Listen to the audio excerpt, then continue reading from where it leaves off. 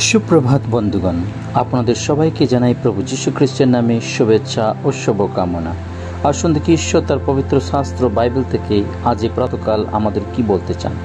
আজকের প্রাতকালীন অধ্যয়নের জন্য আমরা বের করব প্রথম থিসলনিকীয় তার 5 অধ্যায় 23 পদ। আসুন পাঠ করি।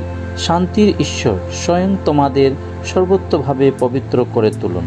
আমাদের প্রভু যীশু খ্রিস্টের আগমনকালে তোমাদের সমগ্র আত্মা, প্রাণ ও দেহ আনন্দনীয় রূপে রক্ষিত হোক। ঈশ্বর তার এই সুন্দর বাক্যে আমাদের সকলকে আশীর্বাদ যুক্ত করে।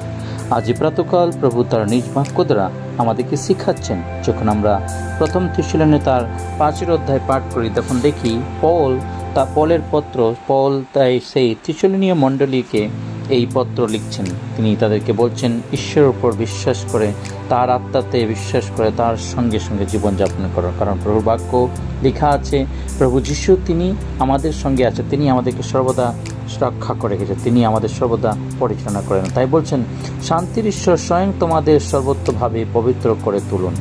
ঈশ্বর তার যে শান্তির যে ঈশ্বর, তিনি নিজেই আমাদের জীবনে পবিত্রতা করিয়া তুলিবেন এবং আমাদের প্রভু যীশু খ্রিস্টের আগমনকালে তোমাদের সমগ্র আত্মা, প্রাণ ও দেহ আনন্দনীয় রূপে রক্ষিত হোক। হালেলুয়া।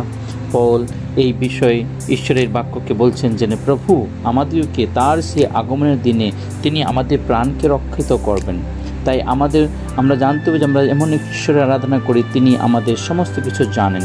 সর্বদা তিনি তার নিজের পক্ষ ছাড়া তিনি আমাদেরকে ঢেকে রাখেন, যিনি তোমাদের আহ্বান করেন। হালেলুয়া।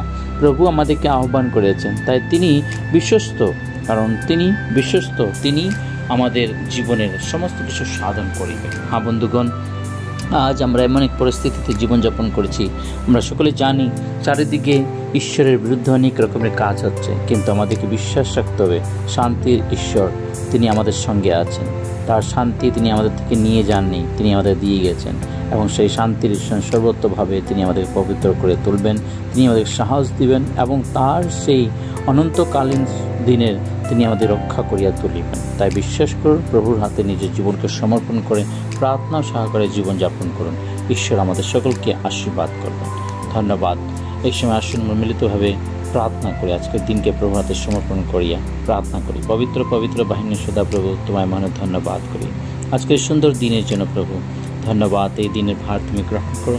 সমস্ত দিন আমাদের সঙ্গে সঙ্গে থাকো, তোমার পবিত্রতা তোমাদের পরিচালনা করো। প্রত্যেকটা পাপ অন্যায় অপরাধ তোমাদের ক্ষমা করিও। এই ক্ষুদ্র প্রার্থনা ত্রাণকর্তা মুক্তিদাতা প্রভু যীশু খ্রিস্টের নামে চাই, আমেন।